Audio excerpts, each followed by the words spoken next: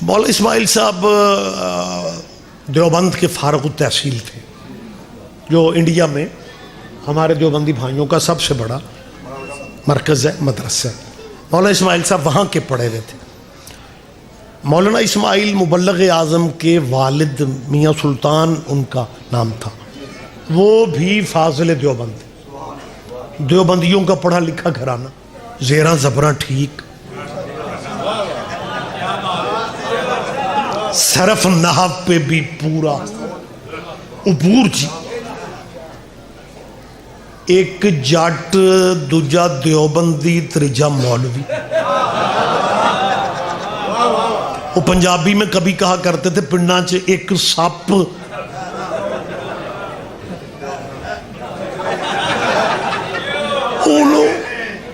وہ جٹ تے اونج نہیں سنبھالیا جانا، جو مولوی بن گیا۔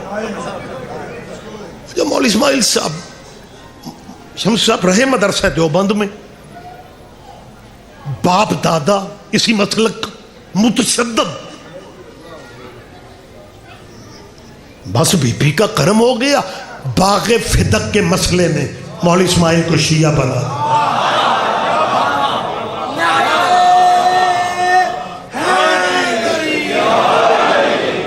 حق زہرا، حق سیدہ، اور یہ نہیں ہے کہ کسی علامہ سے مناظرہ ہوا ہے، ایک مسکین ماڑا سید، اس نے کہا مولوی جی عالم تو آپ بڑے ہیں، لیکن جے حق محمد دی بیٹی دا بندے نہ دین انہاں نو کیویں منیے؟ کہ بلا فرماتے ٹھوکر مجھے لگ گئے۔ پھر ریسرچ کی اور ایک دن ایسا چڑھا کہ مولانا اسماعیل نے اعلان کر دیا کہ میں شیعہ ہوں۔ دیکھو زمانہ کیسا تھا۔ قبلہ فرماتے ہیں حالات ایسے تھے کہ دوروں دوروں بندے میں نو ویکھن آئے۔ ایک بندہ علاقے کا پنچایت بھی فیصلے کرنے والا، سیانے بندے کو پنچایتوں میں بٹھایا جاتا ہے کہ بلا فرماتے ہیں انہاں علاقیاں دیاں پنچایتاں حلو کر۔ وہ آیا، میں نو آ کے غور نال ویکھن لگ پہ، نہ سلام نہ کلام۔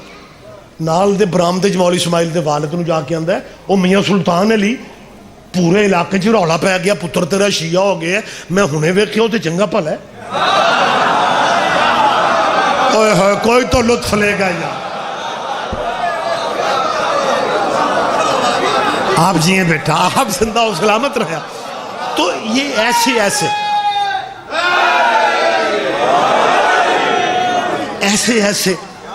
ایسے حالات سے گزر کے آپ کے مسلک کی اتنی اہمیت ہے کہ اب مولویوں کو وقت پڑا ہے کہ کسی طرح مخلوق کو شیعہ ہونے سے روکا جائے، اور اس کا بہت بڑا مین الزام، تاکہ بچے گلی بدل جائیں امام بارگاہ والے، کہ مجلسوں میں جانے سے نکاح ٹوٹ جاتا ہے۔ میں نے پورے ملک میں اب 6 مہینے ہو گئے کمر کہتے ہوئے، اور مجلسوں میں تمہارے نبی کے بیٹے کے ذکر کی محفلیں ہوتی ہیں، ویسے تو سارے مسلمانوں کو آنا چاہیے، اور اگر آپ سارے نہیں آ سکتے پھر جن کے ابھی نکاح نہیں ہوئے نا انہیں تو آنے دیا کرو۔ سارے نہیں سمجھ رہے، میں سادہ سادہ باتیں کر رہا ہوں۔ جی بسم اللہ، جی بسم اللہ۔ آپ کہنے لگے کہ کربلا میں یزیدی لشکریوں کا خون بھی گرا تھا اور حسین اور حسینیوں کا خون بھی گرا تھا، تم سجدہ کو چومتے کیوں ہو؟ اس میں تو دونوں خون ہیں۔ تو جس کی جو محنت ہو نا اسی کے نام سے بیان ہونی چاہیے۔ محنت یہ میری نہیں ہے، یہ جناب اسماعیل دیوبندی صاحب کا جملہ ہے، اللہ ان کی مغفرت فرمائے۔ انہوں نے ایک جملہ کہا، انہوں نے کہا اگر یہی دلیل ہے تعظیم نہ کرنے کی تو پھر قرآن میں تو شیطان کا نام بھی ہے۔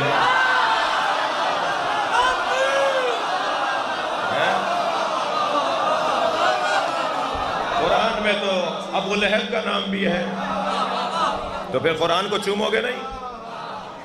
تو جب تم قرآن چوم رہے ہوتے ہو تو تمہارے ذہن میں شیطان نہیں ہوتا، رحمان ہوتا ہے۔ اور ہم جب سجدہ کی تعظیم کر رہے ہوتے ہیں تو ہمارے ذہن میں یزیدی نہیں ہوتے، حسین اور حسینی ہوتے ہیں، شہدائے کربلا ہوتے ہیں۔ نہیں واقعی مطلب ایک زمانہ واقعی یہ تاریخ آپ پرانی سمجھتے ہیں کہ ایک زمانہ اب تو خیر شعور بڑا اجاگر ہو گیا, اس میں میڈیا اور دیگر معاملات بھی سارے ہیں جس سے فرق پڑ گیا. کچھ ماشاءاللہ مومنین کو مواقع بھی ایسے ملے. لیکن جب میرے استاد محترم مولانا اسماعیل مرحوم مبلغ اعظم, میں قبلہ کا سب سے جونیئر شاگرد, سینئر شاگردوں میں بڑے بڑے نام گزرے ہیں. مولانا اسماعیل صاحب کے شاگردوں میں علامہ تاج الدین حیدری صاحب, جنہوں نے ہائی کورٹ میں سپریم کورٹ تک میں مسلک اہل بیت کی وکالت کی. ہاں مجھے وہ موقع یاد ہے, سپریم کورٹ میں وہ جسٹس سجاد علی شاہ ہوتے تھے, ان کی کورٹ میں حیدری صاحب شیعوں کی طرف سے پیش ہوئے تھے. پھر ہائی کورٹ کراچی میں بلایا گیا تو قبلہ وہاں بھی پیش ہوئے. وکیل پیسے لے لیندے جے مولویاں نو عدالت جانا پہ تے اسی نہیں جے لیندے. بڑے بندے جان کھاتے ہیں, یہ فیساں بڑیاں لیندے. مبلغ اعظم مولانا اسماعیل نے مجلسوں کی نیاز تو لی, مناظرہ 7 دن بھی چلتا رہا, ایک پیسہ بھی حرام تھا ان کی زندگی. مطلب یہ اہم تبصرے بیٹھ کے کرتے رہنا کہ جی لٹ کے کھا گئے لٹ کے کھا گئے. اصل میں مجبوری یہ ہے کہ امام, ہم بھی سائیڈ جاب بزنس کر لیتے, لیکن حسین اپنے نوکروں کو صرف اپنا نوکر دیکھنا چاہتا.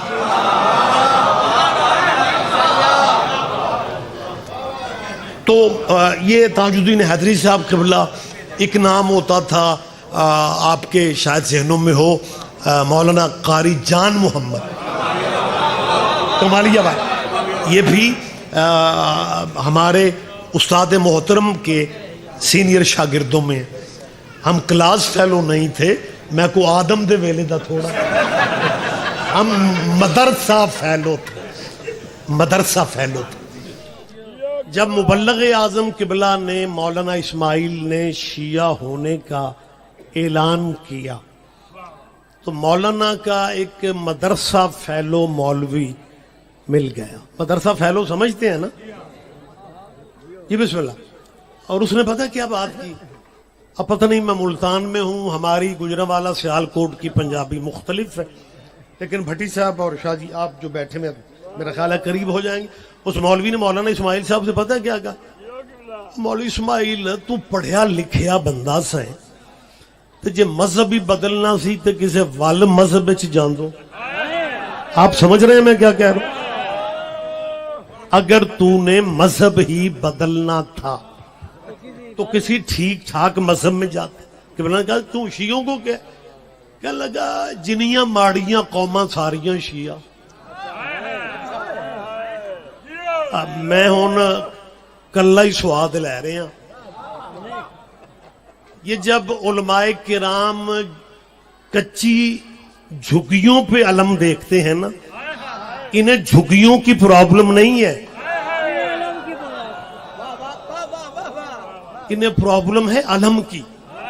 پھر اپنے ساتھیوں سے کہتے ہیں شیعہ اسی طرح کے ہوتے ہیں, غریب, مسکین, ان پڑھ, جاہل. علم والا کچا گھر دیکھ کے تو تبصرہ یہ کرتے ہیں کہ ماڑیاں قوماں, مسکین غریب شیعہ ہوتے ہیں. اور جب یہی مولوی حکومتی پلیٹ فارم پہ کسی انسانی حوالے سے بات کر رہا ہو, پھر پتہ لہجہ کیا ہوتا ہے, سب اولاد آدم میں سب کی عزت کرو, سب کی قدر کرو. جو جھگیوں پہ علم دے کے کہتے ہیں نا غریب غربے شیعہ ہوتے ہیں, میں ان قبلے کعبوں سے کہہ رہا ہوں کہ اپنی قوم کے اپنے سے بھی پڑھے لکھے مولویوں کو بٹھا کے پوچھو, 950 سال حضرت نوح نے تبلیغ دین کی, 950 سال کے بعد اللہ نے کہا نوح کشتی بنا, اب بچے گا وہ جو تیری کشتی پہ چڑھے گا. ملتان کا پورا ڈویژن یہاں پہ موجود ہے. 950 سال کی محنت کے بعد نوح نے کشتی بنائی, اور کشتی یہ نجات پہ چند بندے چڑھے, اور بھی میلیاں کپڑے آلے. نہیں سارے بندے دھیان نہیں دے رہے. بہت شکریہ، بہت شکریہ، مہربانی جعفری صاحب، بہت شکریہ ناصر جعفری صاحب، زحمت فرمائیں آپ۔ یہ ماڑے مسکین شیعہ ہوتے ہیں۔ اور اس مولوی نے دوسری بات کہی، کہنے لگا مولوی اسماعیل یہ کوئی مذہب ہے شیعوں کا؟ سنگر، گلوکار، نہ چپ نہ ہو یار، فلمی دنیا، اداکار، وہ بھی زیادہ شیعہ۔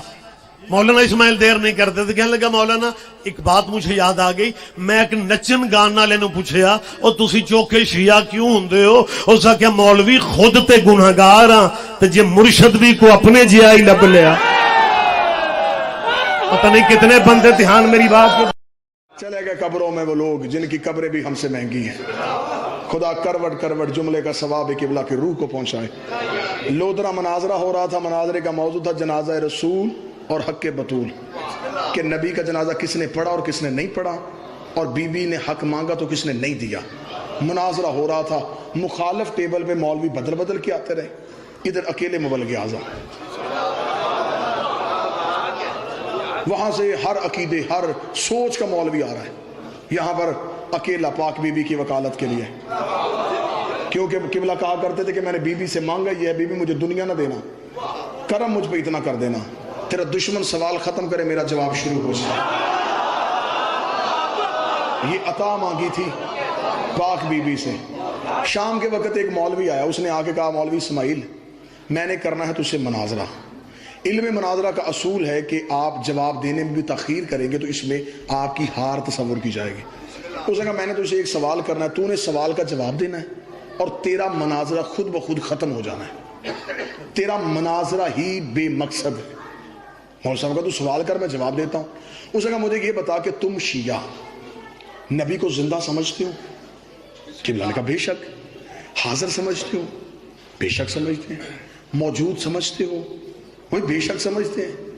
اس نے کہا پک کر لے مولوی اسماعیل اپنی قوم سے پوچھ لے نبی زندہ ہے؟ مولوی صاحب نے کہا قوم سے پوچھنے کی کیا ضرورت ہے، میری قوم کے بچوں کا بھی عقید ہے نبی زندہ ہے۔ اس نے کہا اب تو منہ سے مان گیا اتنے مجمع میں کہ نبی زندہ ہے، مناظرہ تو کرنے کے لیے آ گیا، تجھے یہ نہیں پتا کہ زندہ کا جنازہ نہیں ہوتا، زندہ کا ورثہ بھی نہیں ہوتا، یا تو یہاں لکھ کے جا کے تمہارا عقیدہ ہے کہ نبی مردہ ہے، پھر میں جنازے پہ بحث کروں، پھر میں ورثے میں بحث کروں۔ ایک طرف تم شیعہ کہتے ہو زندہ ہے، دوسری طرف بحث کرتے ہو کہ جنازہ کس نے پڑھا، اور زندہ کا جنازہ کیسا، زندہ کا ورثہ کیسا۔ لوگوں میں ایسے ہی خاموشی ہو گئی، بندے چوپ، پہاڑ جتنا نام مبلغ اعظم مولوی اسماعیل، وہ سوال پہ سوال کیے جا رہا ہے، مولوی اسماعیل چپ دیکھ رہا ہے، مولوی اسماعیل بول کیوں نہیں رہا۔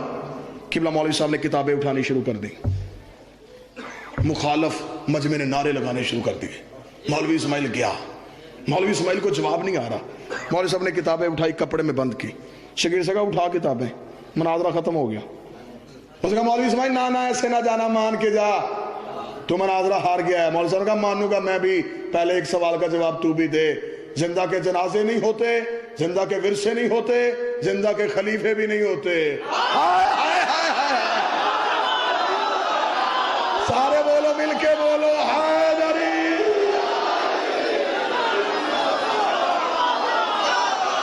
زندہ کے اگر ورثے نہیں ہوتے، زندہ کے جنازے بھی نہیں ہوتے۔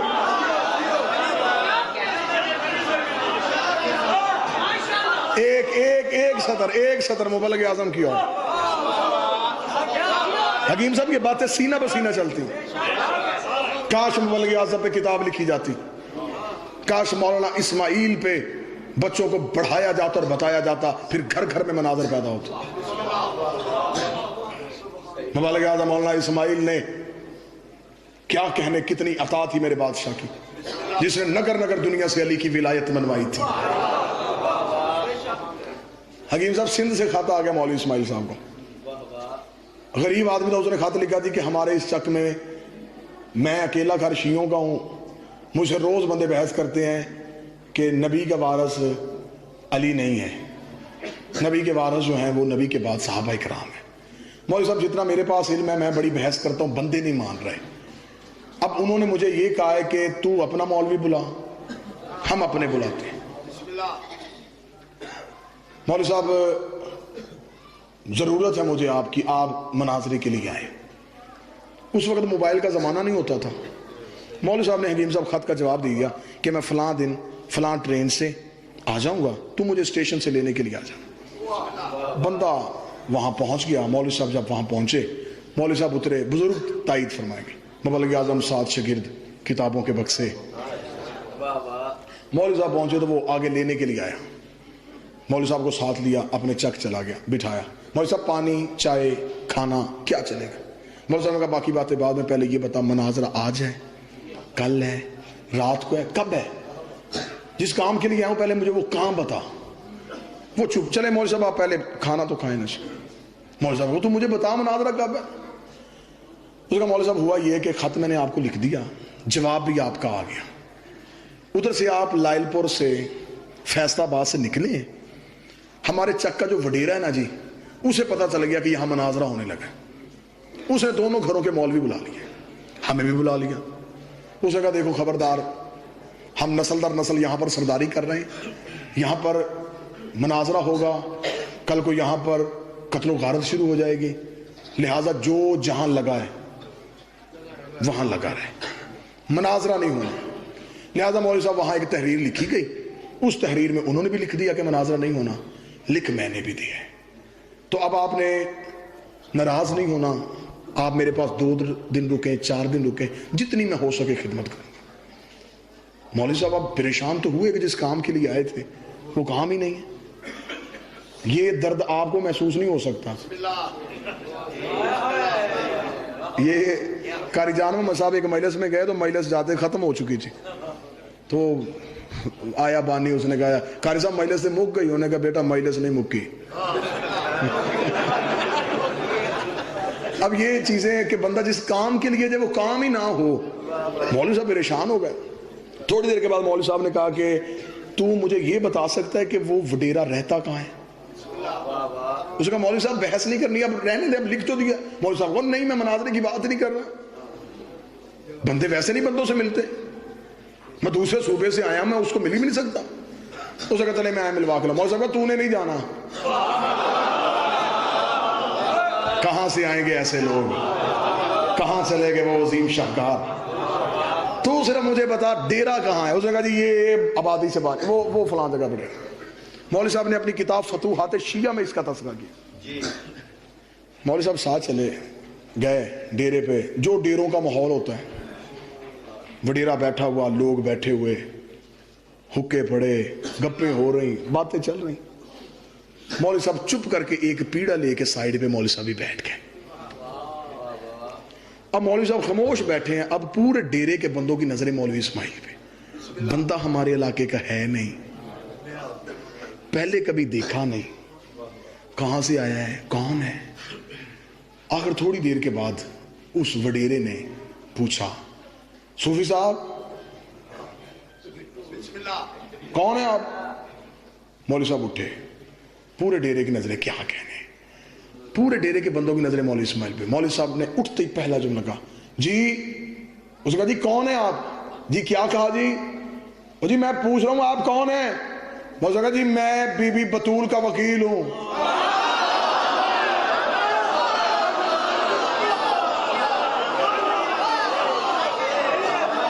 अब ये तारुफ क्यों करवाया? तारुफ करवाने में हिकमत क्या थी? मौलवी साहब अपना नाम बताते, मोहम्मद इस्माइल हूं जी मैं, कुछ बंदे सुनते कुछ ना सुनते।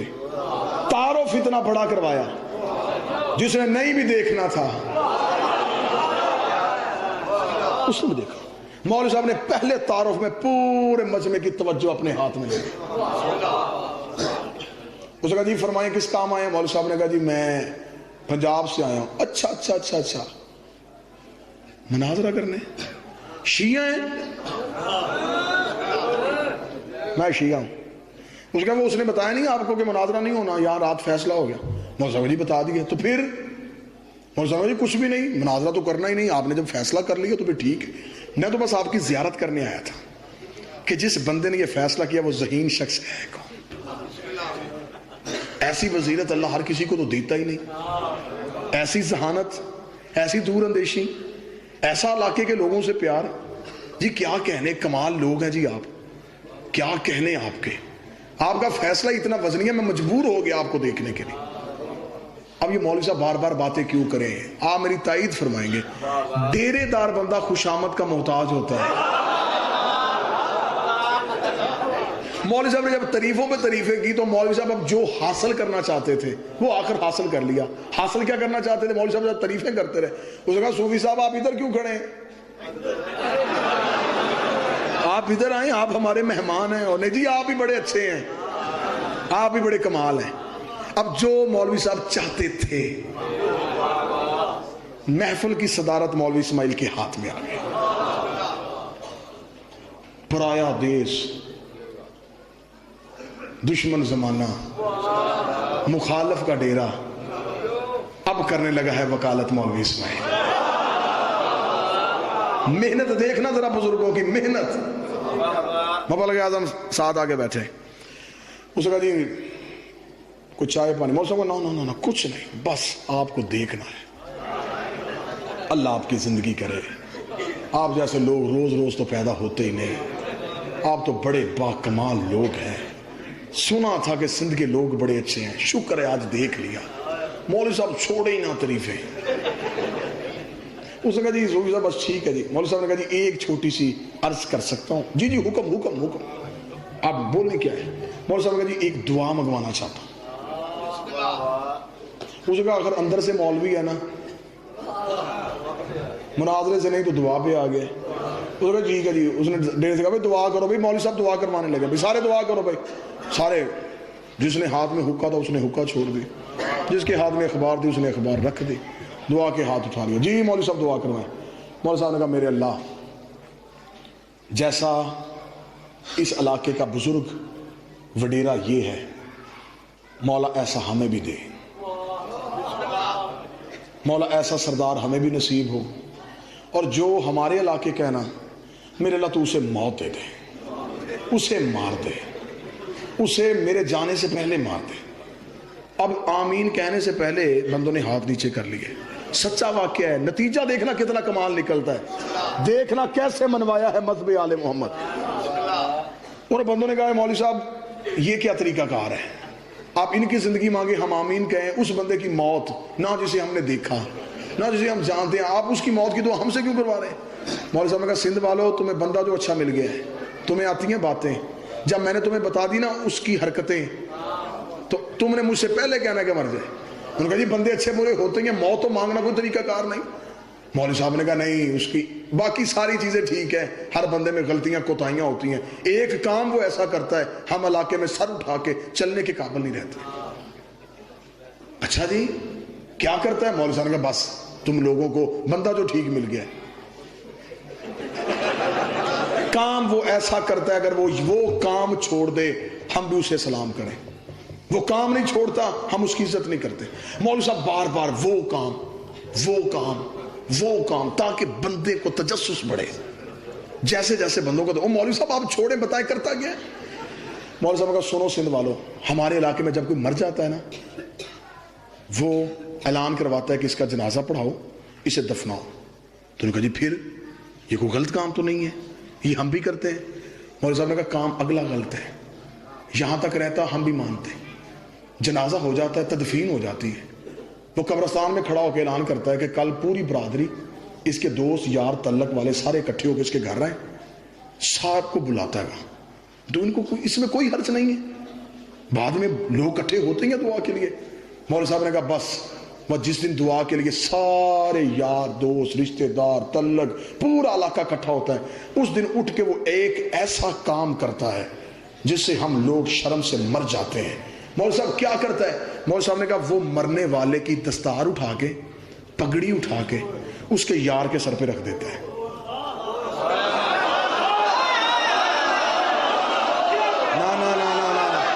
جب مولوی صاحب نے کہا پگڑی اٹھا کے یار کے سر پہ رکھ دیتا ہے، سب سے پہلے وڈیرا بولا اللہ لعنت کرے ایسے بندے. ایسے بندے کو مر ہی جانا چاہیے. مولوی اسماعیل نے کہا تو جو اتنا ذہین شخص ہے تو بتا کیا کرنا چاہیے. اس نے کہا مولوی صاحب یہ کوئی پوچھنے کی بات ہے؟ دستار یا بھائی کی ہوتی ہے یا بیٹے کی ہوتی ہے, یا بھائی کی ہوتی ہے یا بیٹے کی ہوتی ہے. مبلغ اعظم دشمن کے ڈیرے پہ کھڑا ہو گیا, سینے پہ ہاتھ لگا, سونا وڈیرے میں بندے مروانے نہیں آیا تھا, میں قتل کروانے نہیں آیا تھا, میں ابھی اتنا بتانے آیا تھا نبی کی دستار بھائی کی بنتی تھی یار کی نہیں. دستار محمد کا وارث. سارے بولو مل کے بولو حیدری.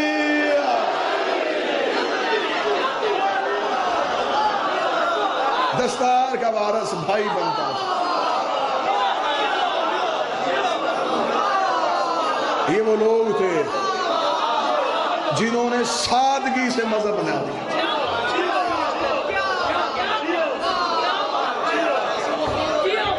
مجھے غریب کی آج بھی رہائش اس جگہ پہ ہے جہاں پر مبلغ اعظم کا دست.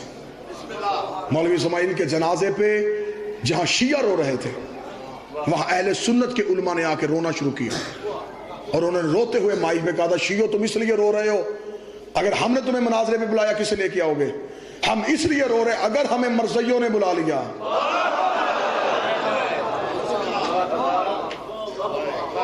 ہم کسے لے کے جائیں گے؟ یہ باتیں اور ریکارڈ ہیں ذوالفقار علی بھٹو کے دور میں, یہ جب اقلیت قرار دیا تھا. یہ تو بعد میں ختم نبوت کے ہیرو بن گئے. ہر بندے نے اٹھ کے کہا جی سیرا میرے سر پہ ہے, جاؤ جا کے ہائی کورٹ سے ریکارڈ لو, نہ ملے میرے پاس موجود ہے. یہ واحد شیعہ مبلغ اعظم مولانا اسماعیل تھا جس نے اکیلے مناظرہ کیا تھا. جب مرزا ناصر اس وقت کی اخبارات میں, میرے پاس وہ اخبارات کے تراشے موجود ہیں, جب مرزا ناصر نے اخباروں میں چیلنج کیا تھا مسلمانوں سے ہمارے بچے نہ مارو, ہمارے گھر نہ جلاؤ, ہمارے ساتھ مناظرہ کرو, ہم تمہیں تمہاری کتابوں سے ثابت کریں گے کہ تمہاری کتابوں میں ہے کہ نبی کے بعد نبی آنے کی گنجائش ہے. کیونکہ مسلمانوں نے کتابوں میں لکھا تھا کہ نبی نے کہا تھا اگر میرے بعد نبی ہوتا. انہوں نے کہا تم بحث کر ہی نہیں سکتے اگر تم نبی کے بعد کسی غیر معصوم کو نبی کا وارث بنا سکتے ہو, تم ہمارے ساتھ بحث ہی نہیں کر سکتے. کھلم کھلا چیلنج مرزا ناصر کر رہا تھا ربے میں بیٹھ کے. تیرے پورے ملک میں ایسے خاموشی تھی جیسے خندق کے میدان میں تھی. اور یہ باتیں اور ریکارڈ میں ویڈیو کیمرے کی موجودگی میں کر رہا ہوں, پوری ذمہ داری کو اور ثبوت کے ساتھ کر رہا ہوں. اس وقت کا اہل سنت کا بہت بڑا نام تھا آغا شورش کاشمیری. انہوں نے لاہور سے سارے مولوی اکٹھے ہو کے لاہور آغا شورش کاشمیری کے پاس گئے. آغا شورش کاشمیری نے درس آل محمد فون کیا, مبلغ اعظم نے فون اٹھایا, اس نے کہا مولوی اسماعیل صاحب یہ سارے مولوی اکٹھے ہو کے میرے پاس آئے ہیں. مولوی صاحب نے کہا کیوں؟ اس وقت شیعہ کافر کا نعرہ بڑے عروج پہ تھا. مولوی صاحب نے کس لیے آئے ہیں؟ اس نے کہا جی وہ اکٹھے ہو کے آئے ہیں, وہ مرزا ناصر کا چیلنج نہیں آپ پڑھ رہے ہیں؟ مولوی صاحب نے کہا پڑھ رہا ہوں, مجھے تو اس نے کیا ہی نہیں, کر تو وہ آپ کو رہا, جس دن مجھے کرے گا میں نے آپ سے پوچھنا ہی نہیں. اس نے کہا نہیں یہ سارے مولوی اکٹھے ہو کے آئے ہیں, وہ کہتے ہیں کہ ہم مفتی ہیں, حافظ ہیں, قاری ہیں, بات ہے مناظرے کی, یہ کام اسماعیل نے کرنا ہے. جب انہوں نے کہا نا یہ کام آغا شورش کاشمیری کا اسماعیل نے کرنا ہے, قبلہ مبلغ اعظم مسکرائے مسکرا کے آغا شورش کاشمیری صاحب بڑے وزادار آدمی ہیں, یہ جو مولوی بیٹھے ہیں پہلے ان سے پوچھ لیں اسلام میں کافر سے مدد مانگنے کی گنجائش ہے؟ اسلام میں کسی کافر سے مدد مانگی جا سکتی؟ فوراً آغا شورش کاشمیری کہا جانے دیں مولوی صاحب یہ ہماری گھر کی باتیں بعد میں کر لیں گے, اس وقت تو رسول کی عزت کا مسئلہ ہے. بتائیں کیا کرنا ہے؟ مولوی صاحب نے کہا کرنا کیا ہے, میں آنے کے لیے تیار ہوں, لیکن میں نے ایسے نہیں آنا. میں ایسے گیا, مجھے پتا ہے آغا شورش کاشمیری صاحب آپ کا حکم ہے میں تمیل کروں گا. یہ مبلغ اعظم کے بالکل یہی جملے تھے, لیکن یہ جو آپ کے پاس بیٹھ کے ہیں آپ انہیں نہیں جانتے, میں ان میں رہ کے آیا ہوں. یہ رات کی تاریکی میں منتیں کرتے ہیں, دن کی روشنی میں مکر جاتے ہیں. اگر میں چل کے گیا تو انہوں نے کہا تھا مولوی اسماعیل خود ہی آیا تھا, ان سب کو لے کے درس آل محمد کے دروازے پہ آ. کم از کم میرے شہر والے دیکھیں وسیلے کے سارے منکر چل کے آئے, سارے اکٹھے ہو کے مولوی مبلغ اعظم کو لینے کے لیے گئے. مبلغ اعظم ساتھ گئے, پارلیمنٹ ہاؤس میں مناظرہ تھا. اس وقت کے ججز, وکلا, دانشور, منسٹر یہ سارے تھے, شائمہ نورانی, مولانا سمیع الحق, یہ سارے بیٹھے ہوئے تھے. جب مرزا ناصر سٹیج پہ براجمان تھا मुबल्लिग आज़म मौलाना इस्माइल का इंतज़ार हो रहा था, सारे मौलवी बैठे थे। मिर्ज़ा नासर बड़ा मुतमिन होके मनाजरे का चैलेंज करके मुसलमान मौलवियों के चेहरे देख रहा था। मुसलमान मौलवियों के चेहरे उतरे हुए थे, मौत की जर्दियाँ थीं। यकलख्त पार्लियामेंट हाउस का दरवाज़ा खुला, मुबल्लिग आज़म पार्लियामेंट हाउस में दाखिल हुए। सर पे कुल्ला, पीछे शगिर्द, शगिर्दों के सरों पे किताबों के वक्त से एस जलाल के साथ मौलवी इस्माइल दाखिल हुआ। मिर्ज़ा नासर ने जल्दी से अपनी कुर्सी छोड़ी, कुर्सी छोड़कर सीधा मौलवी इस्माइल के सामने आके हाथ बोलने लगा, मौलवी इस्माइल तू क्यों आ गया, तू क्यों आ गया, तू क्यों आ गया? मैंने कहा तूने मनाज़रे का चैलेंज नहीं किया, मेरे साथ चांद में जाके मनाज़रा कर, मैं तुझे वहां भी बनवाऊंगा। मेरे नबी के बाद किसी नबी के आने की गुंजाइश नहीं। मिर्ज़ा नासर ने तमाम मौलवियों के सामने पार्लियामेंट हाउस में हाथ जोड़ के कहा था, मुबल्लिग आज़म तुझे गलत फहमी हो गई है, हमने मनाज़रे का चैलेंज मुसलमानों को किया है, मोमिनों को नहीं किया, मुसलमानों को चैलेंज किया। मैंने तो मोमिनों को किया ही नहीं। मोंडके के शहर में 6 दिन मनाजरा हुआ था सईद उर रहमान को मुबल्लिग आज़म मोहम्मद इस्माइल से। मौजू था हक के ज़हरा। कादी सईद उर रहमान, इन्होंने आखिरी मजलिस बस्ती खोखरा में पढ़ी थी, रिकॉर्डिंग भी हो रही है और बड़े जय्यद उलमा व ज़ाकिरीन भी तशरीफ फरमाए। इनकी गवाही के अंदर ये फिक्रा कहता हूँ, बस्ती खोखरा में अभी वो बंदे जिंदा हैं जिन्होंने उनकी मजलिस सुनी है। वो उसमें उन्होंने फरमाया ये मेरी जिंदगी की आखिरी मजलिस है, कल मेरा मौला मुझे लेने आएगा।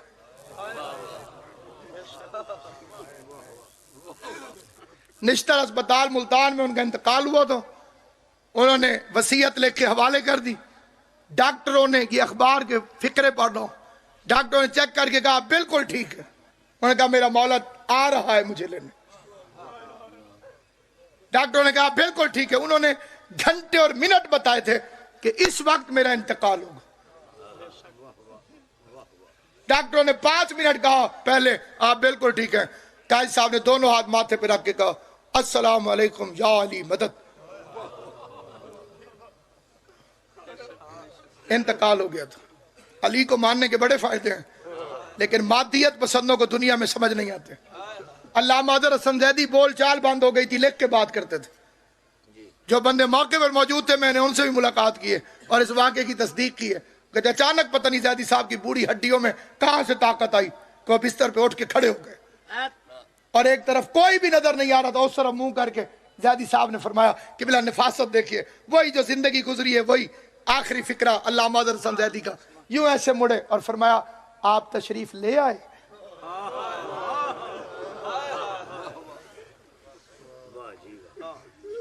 ये कह के 4 पाई पे गिर गए अल्लामा हसन। ये कादी सईद उर रहमान, इसे शिया किया था मुबल्लिग आज़म ने। 6 दिन मनाजरा हुआ मोंडके के अंदर, 6 दिन मुजफ्फरगढ़ का इलाका मोंडके।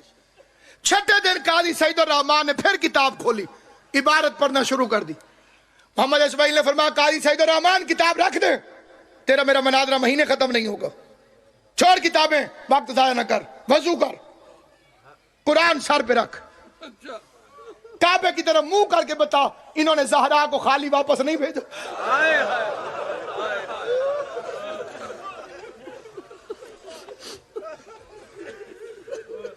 बिल्कुल मेरा इब्तदाई दौर था, मैंने जियारत की थी काजी सईद उर रहमान की और उनकी जबान से ये फिक्रे सुने थे, किसी को वो सुना रहे थे। उन्होंने कहा मैंने दिल में नियत कर ली थी कि रोज बंदे थाने कचहरियों में झूठे कुरान उठाते, उन्हें क्या हो जाता है, तो मैं भी झूठा कुरान उठा लूंगा, बल्ले बल्ले हो जाएगी। इस्माइल को हरा दिया। कहते मैंने दौड़ के वजू किया, वजू करके कुरान उठाया, कुरान उठाकर काबे की तरफ रुख किया। वो कहते यहां तक कुरान आ गया था या मैंने तनजन मुड़ के इस्माइल को देखा कि देख अभी तू हार जाएगा और मैं झूठा कुरान उठा रहा हूं। कहते मैंने मुड़ के देखा इस्माइल की दाढ़ी आंसुओं से भीग गई थी और रोते रोते आहिस्ता आहिस्ता मोहम्मद इस्माइल कह रहा था अच्छा ज़हरा तेरी अपनी किस्मत, अल्लाह तुम्हारा मातम कबूल करे। अभी भी देख रात के वक्त तेरे मुकदमे के कितने गवाह हैं। आ जनाब ज़हरा देख तेरे मुकदमे के कितने गवाह हैं। اسماعیل کی آواز ہے، اچھا محمد کی بیٹی تیری اپنی قسمت، اس سے زیادہ تیری وکالت میں کر نہیں سکتا۔ آگے قرآن جانے، سعید الرحمان جانے۔ قاضی سعید الرحمان کہتے ہیں میری آنکھوں کے سامنے اندھیرا آیا، میں نے اپنے آپ سے کہا سعید الرحمان 1400 سال سے دنیا محمد کی بیٹی پہ ظلم کر رہی ہے، تو حیا کر، تو رسول کی بیٹی کے خلاف گواہی نہ دے۔ قاضی نے قرآن اٹھایا، سر پہ رکھ کے کہا لوگو اسماعیل سچا ہے، محمد کی بیٹی دربار میں بابا کی تحریر کو ہاتھ میں لے کر ایک ایک کو دکھاتی رہی ہے، یہ میرے بابا کی تحریر ہے، میرا بابا مجھے لکھ کے دے گیا تھا، یہ میرے جس نے زندگی میں کبھی ماتم نہیں کیا، میں اس کے سامنے فقرہ پڑھتا ہوں، اگر فقرہ صحیح ہو اجازت کی ضرورت نہیں ہوتی۔ جتنے شیعہ بیٹھے ہو سارے دیکھ لو میری طرف، ماتم تمہاری اپنی قسمت کا۔ قسم کے طور پہ قرآن سر پہ رکھ کے قسم کھا کے کہتا ہوں میں نے اپنی آنکھوں سے پڑھا، اس نے سند پھاڑنے سے پہلے اس پر تھوکنا شروع کیا، بھرے